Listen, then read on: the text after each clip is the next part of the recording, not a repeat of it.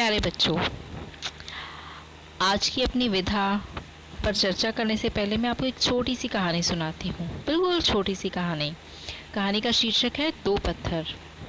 एक बार की बात है, एक शिल्पकार कहीं जा रहा था। रास्ते में उसने देखा एक पेड़ के नीचे बहुत ही खूबसूरत सी शिला यानी पत्थर जो है वो पड़ा हुआ है। तो मूर्तिकार का मन हुआ कि क्यों ना इस पत्थर को तराश कर कोई कलाकृति बनाई जाए। तो वो वहीं रुका, उसने अपने थैले से अपने औजार निकाले और वो पत्थर को तराशने के लिए लग पड़ा। अभी उसने एक दो चोट ही उस पत्थर पर मारी होंगी तो वो पत्थर झुंझला उठा और कहने लगा, अरे अरे, क्या कर रहे हो तुम? तो मुझे बहुत चोट पहुंचा रहे हो। तो शिल्पकार बोला, क्या बात हो गई भाई, मैं तो तुम्हें तराश कर एक खूबसूरत सी कलाकृति बनाना चाहता हूँ। तो पत्थर ने कहा, ना भाई ना, मैं इतना कष्ट नहीं सहन कर सकता, तुम आगे चलो, आगे एक और पत्थर पड़ा है। मूर्तिकार मान गया, उसने अपना सामान उठाया, थोड़ा आगे बढ़ा तो देखा आगे एक और पत्थर था। तो अब वो अपना सामान उसने निकाला और उस पत्थर को लगा तराशने, और फिर कुछ देर की मेहनत के बाद जो है उसने एक बहुत ही सुंदर देवी माँ की मूर्ति तराश दी उस पत्थर से।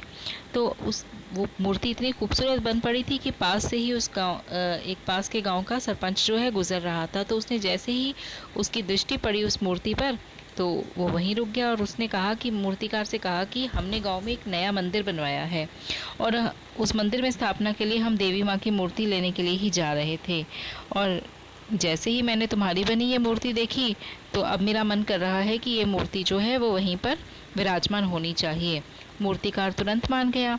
तो फिर उन्होंने उस मूर्ति को वहाँ से उठाया और ले जा करके उस नवनिर्मित मंदिर में रख दिया। अब जैसे ही गांव में खबर फैली कि मूर्ति जो है मंदिर में आ गई है तो गांव के लोग पूजा के लिए आने लगे वहाँ पर।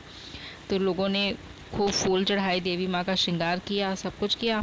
तो लोगों ने फिर सरपंच, उनमें से कोई एक गया सरपंच के पास। उन्होंने कहा कि सरपंच साहब, मूर्ति तो बहुत खूबसूरत है लेकिन यहाँ पर मूर्ति पर चढ़ाने के लिए नारियल जो होता है उसे फोड़ने के लिए कुछ भी नहीं है, तो कृपया उसका भी इंतज़ाम कर दीजिए। तो सरपंच को ध्यान में आया कि इस पत्थर के बगल में एक और पत्थर भी पड़ा हुआ था। तो वो कुछ लोगों को वहाँ लेकर के गए और दूसरा पत्थर उठाकर मंदिर के पास ला करके रख दिया। अब क्या हुआ कि रोज़ लोग आते, जो बाहर वाला पत्थर है उस पर नारियल फोड़ते और अंदर जाकर मूर्ति वाले पत्थर पर चढ़ा देते। तो एक दिन दोपहर का समय था, तो बाहर पड़े हुए पत्थर ने अंदर पड़े पत्थर से कहा कि तुम्हारे तो खूब मज़े हैं भाई, लोग आते हैं सुबह सवेरे, तुम्हारा श्रृंगार करते हैं, फूल चढ़ाते हैं, प्रसाद और मेवे चढ़ाते हैं और तुम्हारी पूजा करते हैं, और यहाँ मेरा भाग्य में देख लो, हर कोई आता है और नारियल फोड़कर चलता बनता है।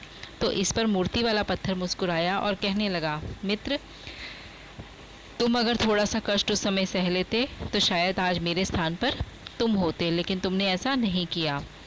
तो बच्चों, इससे क्या शिक्षा मिलती है हमें इस कहानी से कि जीवन में कुछ प्राप्त करने के लिए थोड़ा बहुत संघर्ष करना ज़रूरी है, थोड़े बहुत कष्ट सहने ज़रूरी हैं। तो कैसी लगी ये कहानी? अब चलिए इस कहानी के साथ ही अपनी आज की विधा को हम शुरू करते हैं। लघु कथा।